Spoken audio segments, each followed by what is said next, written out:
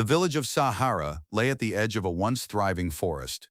Elders spoke of tall trees that touched the clouds, birds that sang like flowing water, and soil so rich it stained the hands with promise. But years of careless cutting and one devastating wildfire had left the land scarred. Blackened trunks stood like memories that refused to fade. The wind moved through the ruins with a hollow sound, as if the forest itself were grieving. Among the villagers lived Ayan, a quiet young man who carried his own damage. When he was 16, an accident had taken his father, an accident everyone remembered and no one spoke of. From that day, Ayan learned how silence could weigh more than words. He helped his mother tend a small patch of land near the forest's edge, where the soil was cracked and stubborn. Seeds rarely survived there. Each failed harvest felt like proof that some places and some people were beyond repair. One spring morning, Ayan noticed something unusual. Near a burned stump, a thin green shoot pushed through the ash. It was small, fragile, almost defiant.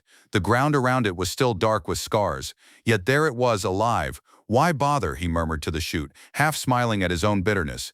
"The land is ruined." But the shoot didn't listen. Day by day it grew. Curiosity pulled Ayan back to that spot again and again. He cleared debris from around the shoot, not because he believed it would survive, but because caring for it gave his hands something gentle to do. Weeks passed. Leaves unfurled, bright against the blackened soil. Rain came, and the shoot bent but did not break. Sun followed, and it straightened again. The elders noticed Ayan spending time near the forest ruins. One of them, old Rahim, shuffled over one afternoon and watched the young man work.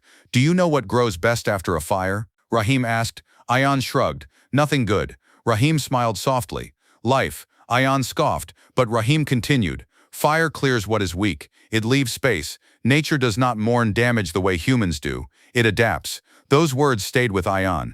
Inspired, he began tending other patches near the forest's edge. He planted hardy seeds, ones that didn't need perfect soil. Some failed, many did, but some survived, roots forcing their way through resistance. Slowly, green freckles dotted the wounded land.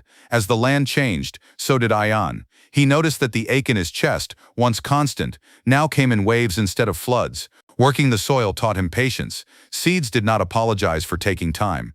They did not explain themselves. They simply grew when they could, rested when they must, and tried again. One summer, a storm tore through Sahara. Wind howled, rain battered roofs, and lightning split the sky. Ayan ran to the forest edge after it passed, heart racing. He feared the worst. Many of the young plants lay flattened, their leaves torn. The little tree that had started it all leaned at a painful angle. Something inside him cracked. "It's ruined," he whispered, the same words he had once used for himself. But the next morning, under a pale sun, Ayan returned. The plants were still damaged, but alive. Leaves lifted toward the light, stems thickened. The little tree straightened, slowly, day by day, growing stronger where the wind had tried to break it.